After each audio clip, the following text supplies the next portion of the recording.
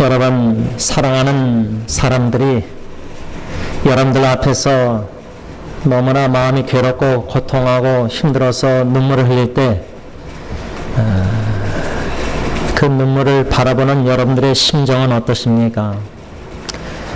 그것이 사랑하는 부모님이든 자녀든 형제든 교회 식구든 또 주님 안에서 친구 이웃들이든 간에 여러모로 마음이 너무나 힘들고 괴롭고 또 상처도 많고 무거움 속에서 흘리는 그 눈물은 잘 잊혀지지가 않고 마음에 오래 기억에 남습니다. 이 세상의 자랑이 수고와 슬픔이라는 말씀대로 시편 90편 7, 80 인생 이제는 100세 시대에 살아가는 동안에 이 험난한 세상에 너무나 힘들고 어려운 고통들이 많습니다. 육신의 고통도 힘들지만 또 정신의 질환 고통도 힘들고 또 사랑하는 사람들의 관계 속에서 오는 상처, 아픔과 헤어짐과 고통이 또 있습니다. 저는 오늘 이 아침에 우리 예수님을 믿는 자들로서 이러한 고통을, 고난을 어떻게 바라봐야 하는가, 이 질문으로 시작하려고 합니다. 왜냐하면 말씀 중심으로 우리가 사랑하는 사람들이 당하는 그러한 고통과 고난을 말씀 중심으로, 말씀의 관점으로, 믿음으로 바라봐야 된다. 이것이 얼마나 중요한가 점점 더 느낍니다. 왜냐하면 고통을 당할 때, 고난을 당할 때 그 고통스러운 상황에 내가 막 몰입되고 집중되고 생각하고 스트레스 받고 거기에 미국받아서 헤어나지 못하고 자포자기하고 낭망하고 절망까지 하는 그 눈물을 볼 때는 이게 아닌데 우리가 믿음의 정정케 하시는 예수를 바라보고 이런 절망 속에서도 믿음으로 말씀 중심으로 소망을 갖고 희망을 가지고 믿음으로 인내하고 견디고 극복하고 마침내 승리의 기쁨을 맛봐야 되는데 그런 싸울 여력도 힘도 없을 정도로 너무 심신이 여러모로 지쳐있다는 겁니다. 그 정도로 고통과 고난이 계속 이어지고 있다는 겁니다. 그런 이어지는 계속되는 여러분들의 고통과 힘듦과 역경, 무거운 짐들, 고난들, 성경 말씀에서는 이러한 고통과 고난을 뭐라고 말씀하고 있는가? 우리가 이 고통, 고난을 부정적으로만 봐서는 아니 됩니다. 다시 말하면 하나님의 말씀을 보면 고통에는, 고난에는 유익함이 있다는 겁니다. 그게 바로 시편 119편 71절 말씀입니다. 내가 고난당한 것이 유익했다.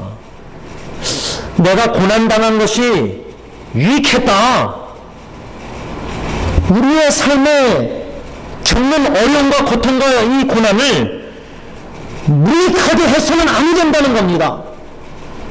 하나님을 경외하는 지혜로운 자는 고통과 고난을 당할 때 비록 마음이 힘들고 괴롭고 아프지만 잠잠히 하나님 앞에서 하나님의 뜻이 계실 텐데 하나님의 뜻 가운데 이 고난을, 고통을 당하고 있는 건데 이거를 유익되게 해야 되겠다. 그래서 하나님을 찾고 기도하고 말씀을 피고 사모하고 읽는 가운데 간절한 마음으로 내가 내 사랑하는 사람들이 당하는 이 고통과 고난 무슨 유익이 있는가.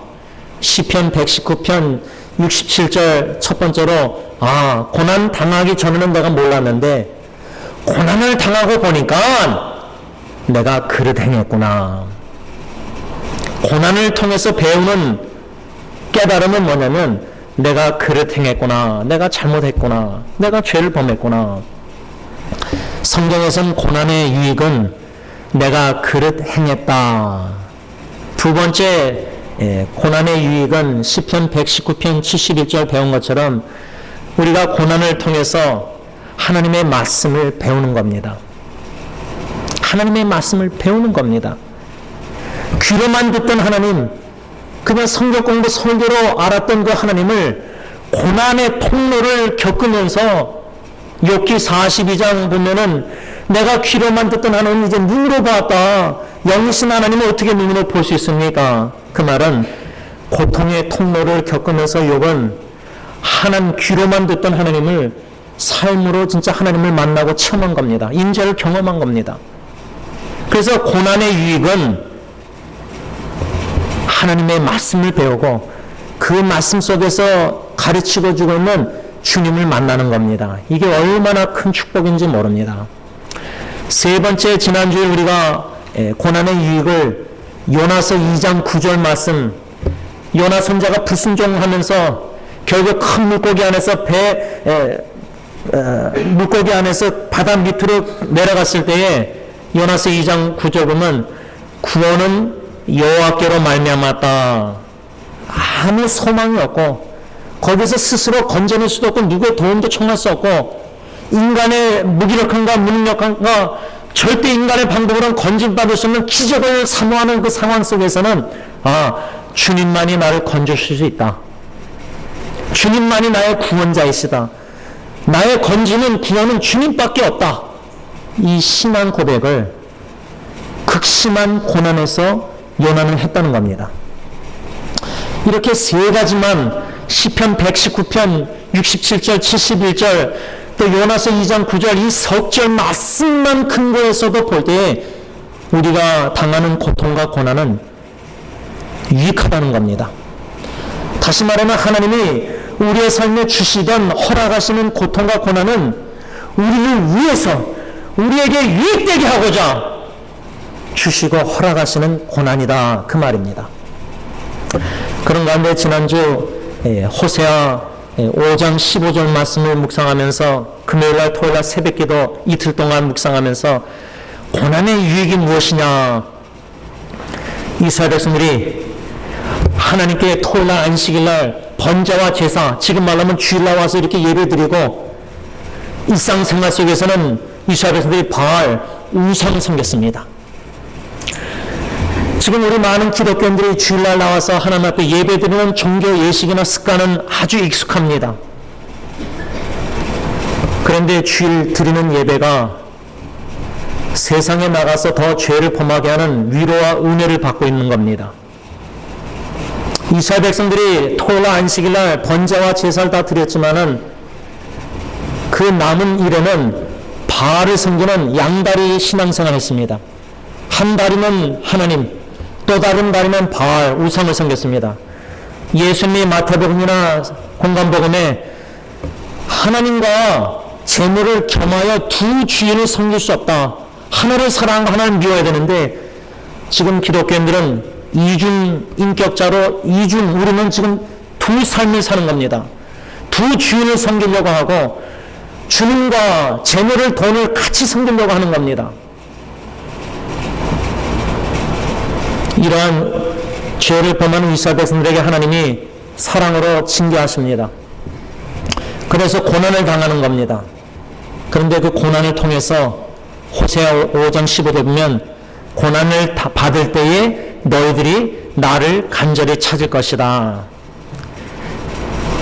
아이들을 사랑으로 징계할 때 그때서야 아빠 잘못했어요. 막 빌고 미안합니다. 아빠 막 더 이상 안 할게요. 어린아이들 기억하십니까? 하나님께 사랑의 매를 받을 때 아프니까, 너무 힘드니까, 너무 마음이 찢어지고 괴롭고 견딜 수 없으니까 그때서야 하나님께 몸을 치고 기도한다는 겁니다. 그래도 너무나 힘들어서라도 고통을 당해서라도 무릎 꿇고 하나님을 간절히 찾는 성도는 그나마 다행입니다. 왜? 그렇게 고통을 고난을 당하는데도 하나님을 찾지 않는 신앙인들이 있다는 겁니다. 이해가 되십니까?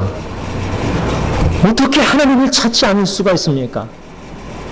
자신의 무기력함과 무능력함을 철저히 깨닫고 더 이상 이것은 내 힘으로 내 능력으로 어떻게 할 수 없는 상황에 처해 있는데도 어떻게 하나님을 찾지 않을 수가 있습니까?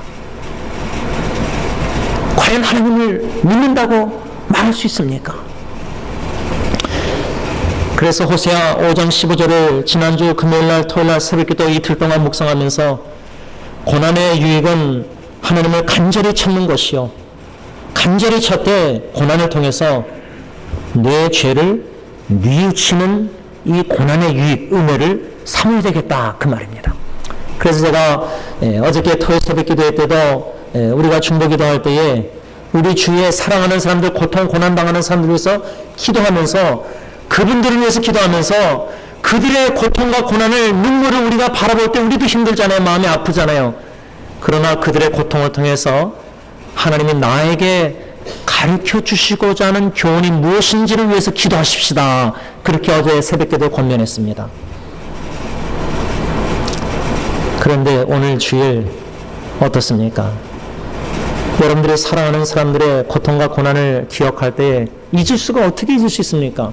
현재형인데 지금도 고통을 당하고 있는데, 그 사랑하는 사람들의 눈물을, 고통을 헤아려 볼 때 그분들의 고통을 통해서 하나님 나에게 가르쳐 주시고자 하는 교훈이 무엇이냐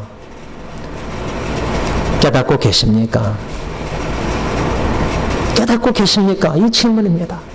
호세아서로 보면은 내 백성이 하나님을 아는 지식이 없어서 망하고 제사장도 하나님의 율법을 지식을 버리고,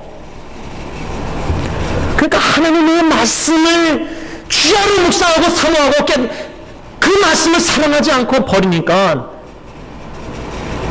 죄를 죄로 여길 수 있는, 깨달을 수 있는 그 능력이 지금 기독교인들이 상실했다, 그 말입니다. 상실한 겁니다.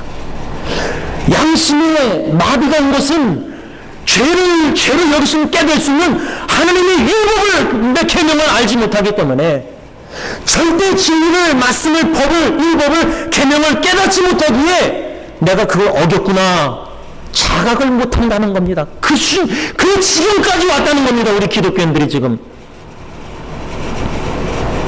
그래서 하나님은 고난을 통해서라도 하나님을 찾게 만드시고, 고난을 통해서라도 하나님의 음성을 듣고자 성경 말씀을 읽게 만드시고, 설교를 듣게 하시고, 성경 공부하게 하시고, 말씀을 사모하는 마음이 없었는데 어떻게 성경 공부를 참여합니까? 내가 이 정도면 신앙이 됐다고 생각하는데 무슨 말씀을 사모합니까? 아내의 직장 동료 산소호흡기 띈 거를 생각할 때, 여러분, 지금 우리 기독교인들은 영적 산소호흡기를 띄고 살고 있습니다. 저는 그렇게 봅니다. 영적 산소호흡기를 띄고 육신의 숨은 쉬고 있지만, 교회 나오고 모든 신앙의 예식은 다 하지만은 매너리즘에 빠져서 하나님과 사귐과 교통과 주음성 외에는 더 기쁨이 없고, 그 말씀을 사모하는 마음으로 금을 캐듯이 말씀을 뒤지고 역경과 고통 속에서 이 말씀을 통해서, 이 고통 속에서 내가 포원으로 나에게 들려주신 하나님의 음성이 뭔가, 그런 말씀을 사모하는 마음조차도 없다는 겁니다. 그 뭐예요? 산소호흡기 띈 겁니다. 그런 육신의 고통과 삶의 어려움 속에서도 하나님의 말씀을 사모하는 마음과 간절히 주님을 찾고자 하는 기도의 능력이 없다면은 산소호흡기 띈 거나, 영적 산소호흡기 띄고 있는 거나 마찬가지입니다. 주님과의 교제가, 사귐이 없다는 겁니다. 그것이 없다는 것은 즉 세상과 사귐이 있다는 겁니다. 이러한 우리의 영적 현실을, 상태를 진단할 수 있어야 됩니다. 나 자신을 하나님의 말씀에 거울에 비춰보고 내 자신이 지금 영적 상태가 어디에 있는 어떤 상태인지를 진단할 수 있는 능력이 자신에게 없다면 이 말씀을 들으면서 이 말씀에 자신을 비춰보고 성령의 사모하는 마음속에서 깨달음이 있어야 된다는 겁니다. 오늘 본문 말씀, 우리가 지난주에 첫 번째 말씀을 받았습니다. 2장 17절, 이 세상도 그 정욕도 지나가되 오직 하나님의 뜻을 행하는 자는 영원히 거하느니라. 이 말씀을 장모님 댁의 아내와 비행기 타고 방문해서 1박 2일 있으면서 떠나는 날에 장모님이 가족 예배를 드릴 수 있느냐 부탁을 하셔서 거실의 소파에 의자에 앉아서 예배를 드릴 때 이 2장 17절을 전했습니다. 다 지나가고 있습니다. 세상의 모든 것, 육신의 정력, 안목의 정력, 이 세상의 모든 우리가 자랑을 삼는 것들 다 지나가고 있습니다. 어둠이 지나가고 있습니다. 죽음이 지나가고 있고 거짓이 지나가고 있고 미움이 다 지나가고 있습니다. 불의와 악이 지나가고 있습니다. 그렇게 축제 살자 미워하는 미움 가족에서 다 지나가고 있습니다. 다 지나가고 있습니다.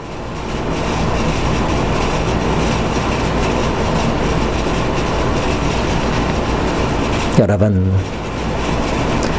다 지나가고 있는 이 세상의 모든 정욕과 죄악된 것들, 어두운 것들,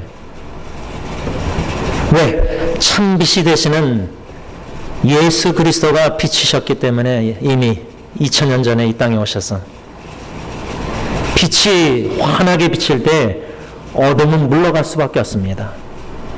우리 마음에 예수 그리스도로 가득 차면, 빛이 가득 차면 우리 마음의 모든 욕심들, 탐심들, 정욕들, 세상에 헛된 것들, 추구하는 것들 다 마음에서 물러가고 지나가야 됩니다.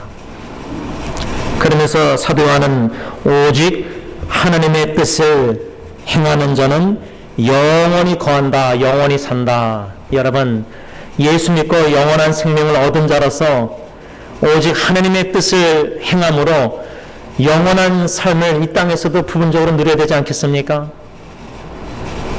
오늘 이 말씀 중심으로 오늘부터 한 5가지로 오직 하나님의 뜻을 행하는 자, 이러한 신앙인들은 어떠한 자들인가 오늘 한 가지만 생각하려고 합니다. 오늘 본문 2장 13절 상반절 보면은 사도 요한이 이렇게 편지를 쓰고 있습니다. 아비들아, 내가 너희에게 쓰는 것은 너희가 태초부터 계신 일을 알았음이요.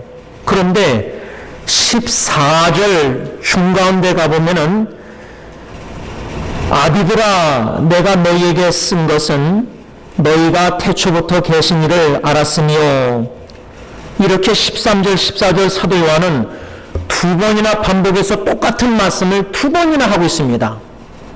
이 말씀의 뜻이 뭘까? 첫째로 아비들아, 아비들아 13절, 14절 2번이나 반복하고 있는데 주석가들은 여기서 아버지, 아이들, 청년들 세 그룹으로 연령을 구분했을 때 아비들아, 이 아버지들아, 이 성인들, 기독교인 유대 그리스도인들 중에 아비들아 할 때는 육신적으로 나이가 많은 성도들에게 썼다기보다 주석가들은 신앙의 성숙한 그리스도인들에게 말하는 거라 이렇게 말하고 있습니다. 다시 말하면 제가 지금 여러분들에게 설교하면서 성가대원이나 여기 앉아있는 분들에게 아버지들이요, 어머니들이요, 들으세요. 제가 여러분들에게 이렇게 설교를 하는 것은 여러분들이 태초부터 계신 일을 알았기 때문입니다. 태초부터 계신 이는 누구냐? 1장 1절 2절에 요한일서 뭐라 했죠? 태초부터 계신 생명, 그 말씀, 즉 예수 그리스도를 여러분들이 알고 계시기 때문입니다. 그 말입니다. 오직 하나님의 뜻을 행하는 자는 첫 번째로 예수 그리스도를 안다 그 말입니다. 근데 우리가 안다라는 용어를 쓸 때 21세기 I know you, 내가 당신 압니다. 예를 들면 제가 제 아내를 압니다. 제가 지난주에 축구하는데, 금요일날 축구하는데 반대편 수비수가 제가 어떤 동양인 반대편을 막 쫓아가다 스탑하니까 갑자기 저를 보더니 왜 안 쫓아가냐고, 왜 나는 내가 할 때는 왜 나를 쫓아가고 그 동양인은 왜 안 쫓아가냐고 이 남미 사람이 그러면서 뭐라고 하는지 아세요? 마지막으로 나 I know you, 내가 이제는 당신은 안 돼요. 그럼 전혀 난 이해를 못하겠어요. 무슨 의미인지. 난 그냥 공격수로서 상대방 공격수를 쫓다가 미들필드에서 스탑한 건데 이 사람 입장에서는 왜 자기는 쫓아오고 그 사람은 쫓아가다 멈추는 거하고 나 I know. 그러니까 무슨 말을 하려고 하냐면 오해를 받고 우리가 서로 잘 모릅니다. 왜 저 사람이 저렇게 행동하고 추측을 할 수 있죠. 감을 잡으려고 추측하지만 그 추측이 부부관계에서도 가정 자녀관계도 우리가 맞습니까? 사실 알아봐야 되지 않습니까? 왜 저 사람이 저렇게 행동하고 말했는지 확인해야 되는데 그냥 말 추측 속에서 이게 수근수근하던 말이 막 번져서 큰 덩어리가 되는 겁니다. 그래서 오해를 받고 모함을 받고 이런 일들이 사랑의 공동체라는 가정과 교회에서도 일어나고 있다 그 말입니다. 우리가 안다 할 때는 그냥 저 사람이 이름이 뭐고 이런 걸 안다 그러지만 성경에서 말하는 안다는 의미는 그냥 머리로 저 사람이 누군지 정보를 안다 그 말이 아닙니다. 안다, 예수님을 안다는 말은 예수님과 인격적인 교제가 관계가 릴레이션십이 있다는 말입니다. 그래서 제가 제 아내를 안다, 그 안다는 말은 육체적으로 안다는 뿐만 아니라 감정적으로, 정신적으로, 영적으로 모든 전인격적으로 관계를 맺고 안다는 그 말입니다. 그래서 그 관계 속에서 교제, 사귐, 펠로십이 주님 안에서 있다는 겁니다. 오직 하나님의 뜻을 행하는 자는 이 아비들, 영적 아비들, 교회에서 성숙한 그리스도인들은 예수 그리스도를 아는 지식에서 자라나고 있어야 됩니다. 그래서 지난주에 저는 사도 바울이 빌립보서 3장에서 내가 모든 과거에 내가 모든 자부심을 가졌던 육체적으로 내가 스펙, 영적 스펙이라 할까? 영적 스펙으로 사도 바울이 자랑할 만한 것이 바리새인 어느 누구보다 제일 많았습니다. 유대주의자들보다 할례를 하려고 그 할례를 행함으로 율법을 지킴으로 구원을 얻을 수 있는 자기를 따지는 이런 유대주의자들보다 바울은 더 육체를 실현할 만한 영적 스펙 자랑할 게 있었습니다. 요즘 목회자들도 박사학위를 받아야 되고 뭐 스펙 다 하잖아요. 사도 바울은 그런 거를 다 배설물로 지금 말하면 똥으로 다 여긴다 그렇게 말했어요. 편지 내용이. 왜? 예수 그리스도를 아는 지식이 가장 고상하기 때문이다. 이겁니다. 이 진리 하나만 우리가 묵상해도 이 진리 하나만 성령님이 깨닫게 하셔서 붙잡게 하시고 묵상케 하셔서 순종케 하시면은 여러분들의 신앙이 이렇게 흔들릴 수가 없습니다. 어떠한 고난과 고통이 와도 믿음으로 인내하고 견디고 마침내 승리합니다. 왜? 예수 그리스도를 진정으로 안다면은 주 예수보다 더 귀한 것은 없네. 그 찬양 부를 때마다 94장 세상의 부귀영화, 세상의 명예, 그 다음에 뭐라 하죠? 3절에 이 세상의 행복, 해피니스, 가정의 행복, 그거보다 주 예수님이 가장 제일 훨씬 더 귀하다. 그런 신앙 고백 찬양인데 어떻습니까? 여러분들 마음의 진심으로 내 가정보다, 내 자식보다, 내 배우자보다, 재물보다, 명예나 세상의 모든 이런 것보다 주 예수보다도 귀한 것은 없습니다라고 진심으로 하나님 앞에서 고백하실 수 있습니까? 이 질문입니다. 직분을 떠나서 여러분들의 신앙생활 30년, 50년 이걸 다 떠나서 이 말씀을 들으면서 성령님이 여러분들의 마음에 던지는 마음의 문을 두드리는 질문은 아무개야 너는 나를 제일 가장 귀하게 여기는가? 가장 나를 귀하게 여기는가? 사도 요한은 이 편지를 쓰면서 유대인 그리스도인들에게 아비들아 아비들아 두 번이나 반복하면서 여러분들에게 내가 이 편지를 지금 쓰는 이유는 제가 지금 여러분들에게 이렇게 설교하는 이유는 여러분들 중에 신앙이 성숙하다는 분들은 예수 그리스도를 알고 있으시기 때문입니다. 그렇게 지금 편지를 쓰고 있는 겁니다. 저는 우리 교회 성도님들이 신앙생활을 한 게 얼마 안 됐던 신앙생활을 60년, 70년 했던 간에 그걸 다 떠나서 영적으로 성장해서 성숙한 그리스도인들이 되길 원합니다. 우리 자라나야 됩니다. 우리 죽을 때까지 말씀을 잘 먹고 소화시키고 순종해서 영적 근육도 길러서 어떤 역경 속에서 싸워 이길 수 있는 그런 청년들처럼 이기는 말씀의 근육도 있으면서 더 나아가서는 예수 그리스도를 진정으로 알아가는, 그래서 사도 바울처럼 예수 그리스도를 아는 것이 가장 고상하다는 이런 신앙 고백을 내 배우자와 내 자녀와 내 사랑하는 교회 식구들뿐만 아니라 모든 사람들에게 진심으로 고백할 수 있는 그런 신앙 영적 아비 언니들이 우리 교회 안에서 다 되길 원합니다. 그래야 됩니다. 교회를 수십 번 나오고 성경을 1000번 읽고 봉사를 수없이 하고 그게 아니라 그런 걸 다 떠나서 예수 그리스도를 알고 계십니까? 이 질문입니다. 이 질문에 내 마음이 부딪혀야 됩니다. 양심이.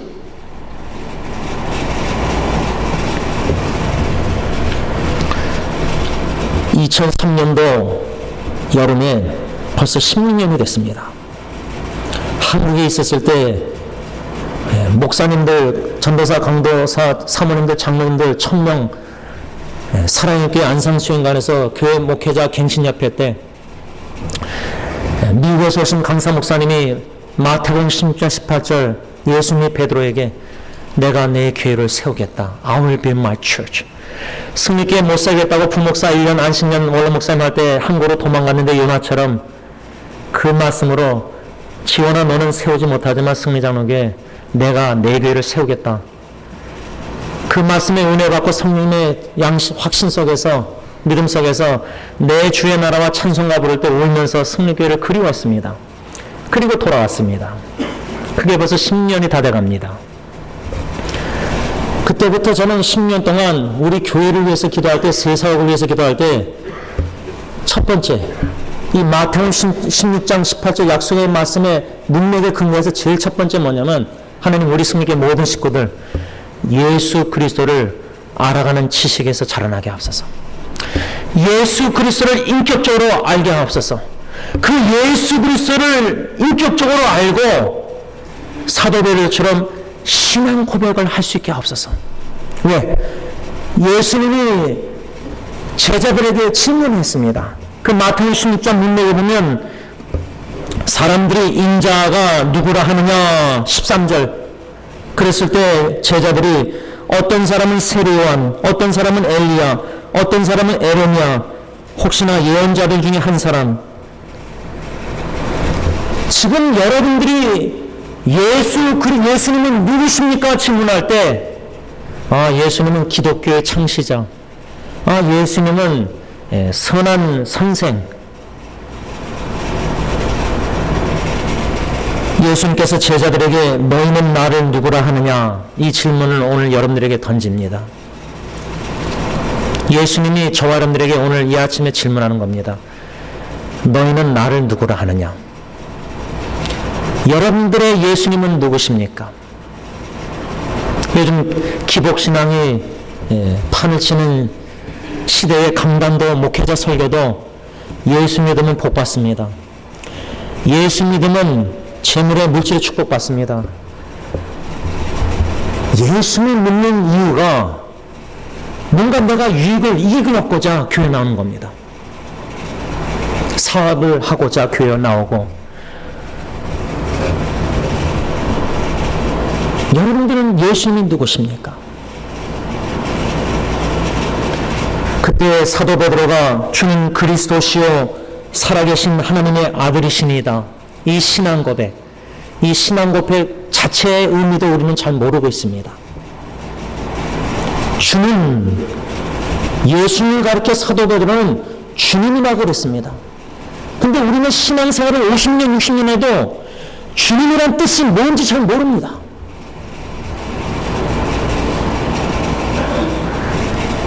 주는 그리스도라 예수 그리스도의 의미가 뭡니까?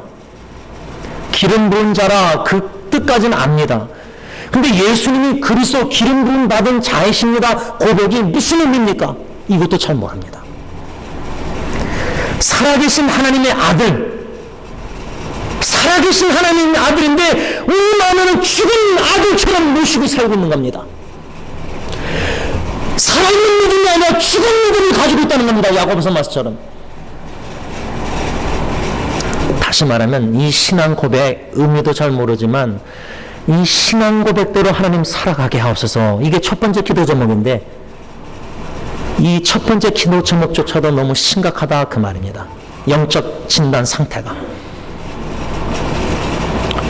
예수님께서 사도 베드로의 이 신앙 베드로의 고백을 듣고 뭐라고 그 다음 구절에 말하냐면 혈육으로 인간이 네가 육체적으로 뭔가 깨달은 게 아니라 하나님 아버지가 너를 알게 하셨다. 하늘의 아버지가. 영어 성경은 리비오, 아버지 하나님이 너에게 계시해 줬기 때문에 네가 깨닫고 그렇게 신앙 고백한 것이다 그 말입니다. 성경을 아무리 읽어도 왜 우리가 기도해야 되냐면 하나님, 성령 하나님 이 말씀을 계시해 주고 깨닫고 조명해서 밝히 알게 해주세요. 이 설교를 말씀을 들으면서 성령 하나님 이 말씀을 깨닫게 알게 해주세요. 인간의 혈육 능력으로 깨달을 수 없는 진리의 말씀이기 때문입니다. 그런데 이단들은, 교주들은 이 말씀을 짜맞추게 해서 설득력 있게 제시해 주니까 거기에다 넘어가는 겁니다. 제가 신학교 다닐 때 클라인 교수님이라는 분이 있었는데 모세경을 가르쳤는데 어느 독일 친구가 일어나서 학생이 질문하니까 그 교수님이 제가 한 내용 아직까지 거의 30년인데 어떤 경우냐면 대답한 다음에 그 다음에 교수님 하면 나머지는 모른다는 식으로 하나님의 계시를 난 기다리고 있다. 이 얼마나 겸손한 교수님입니까? 40년 똑같은 걸 가르쳤던 분인데 펜타토글, 모세오경을. 근데 이단들은 성경 구절 여기저기 뽑아서 짜맞추기 해가지고 거의 99% 설득력 있게 제시하면은 다 넘어갑니다. 성경 공부하면. 왜? 내가 질문한 거 이단들이 다 답하고 있으니까. 근데 진정한 기독교는 그게 아닙니다. 계시입니다. 우리가 아는 것만큼, 계시된 것만큼 우리가 설교하고 성경 공부하고 말하는 겁니다. 모르는 거는 기다리는 겁니다. 하나님의 계시를. 우리 각자 여기 있는 신앙이 아버지처럼 성숙한 분들이나 청년처럼 젊은 열정 있는 분이나 아이들처럼 신앙의 어린 사람들은 지금 다 우리가 하나님의 계시 가운데 예수 그리스도를 누군지 알 수 있도록 그 계시를 사모하고 기도하고 기다리면서 이 말씀을 받아야 되는 겁니다.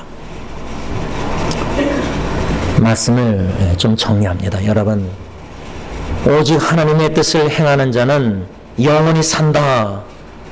오직 하나님의 뜻을 행하는 자는 예수 그리스도가 누구인지 아는 자들입니다.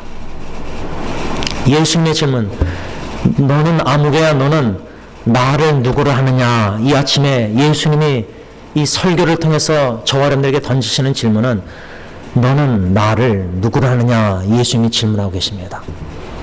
그때 여러분들의 신앙 고백은 무엇입니까? 이 질문입니다. 한 가지만 나누고 마치겠습니다. 어저께도 밤늦게 문자 메시지가 왔습니다. 그 문자 메시지는 암투병 중인 사촌 동생이 오빠 좀 기도해달라는 지금 기도해달라는 기도 부탁이었습니다. 시간을 보니까 제가 한 6분 후에 문자를 6분 후에 받습니다. 즉시 거기서 기도를 써서 영어로 써서 보냈습니다. 그리고 답변이 아멘. 그래서 저도 아멘. 그거 하는데 10분도 안 걸렸습니다. 전화기 문자로 기도한 겁니다. 근데 여태까지 기도 부탁했는데 그 동생이 어저께는 right now, 지금 기도해달라는 부탁이었습니다. 근데 보니까 6분 후에 제가 문자를 본 겁니다. 그 6분이 별거 아닐 수 있을지 모르지만 저는 그 사촌 동생한테는 지금 기도해달라고 그렇게 처음 부탁했을 때는 그 6분이 얼마나 길었겠습니까? 그 순간순간 견딜 수 없는 육체적 싸움, 정신적 싸움, 영적 싸움 지금 싸우고 있는데 얼마나 지금 절실히 간절히 기도가 필요합니까? 고난을 통해서라도 함께 간절히 하나님을 찾고 기도할 때에 이 고난을 통해서 우리가 인간의 무기력함과 무능력함을 인간이 후회지 얼마나 깨지기 쉬운 존재인지 그렇게 담대한 믿음과 정신이 강하고 그런데 아무리 정신 강한 목사님 믿음 좋아도 어저께 그 집사님 권사님 말로는 자기 교회 원로 목사님 양론에서 치매 증상이나 여러 가지 연약한 가운데 있는 거 보고 그렇게 마음이 괴로우시대요 권사님이. 그러면서 하시는 말씀이 다 목사님도 성도님이나 다 똑같이 사람은 인생의 말기가 이렇게 다 힘든 거예요. 다 몸도 깨지고 정신도 깨지고 심지어 치매 걸리면 믿음도 깨져서 뭐 예수님 부인하고 그럴 거 아닙니까? 이렇게 인간이 후회져 연약하고 깨집니다. 아무리 강한 척 할 필요 없습니다. 우리 연약한 존재입니다.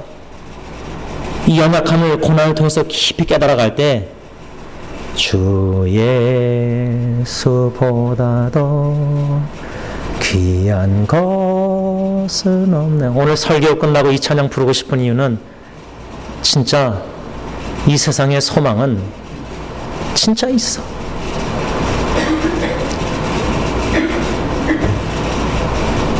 주 예수님밖에 없습니다. 극심한 눈물과 고통 가운데 있는 괴로운 인생길에 7, 80 너무나 허덕이는 그 고통 중에서도 예배 드리고 싶고 찬양 드리고 싶은 거는 마음으로 진심으로 예수 그리스도 알고 믿기 때문입니다. 그러한 믿음이 저 여러분들에게도 있기를 바랍니다. 기도하겠습니다. 아버지 하나님, 고통 중에 마음의 깨짐과 아픔 속에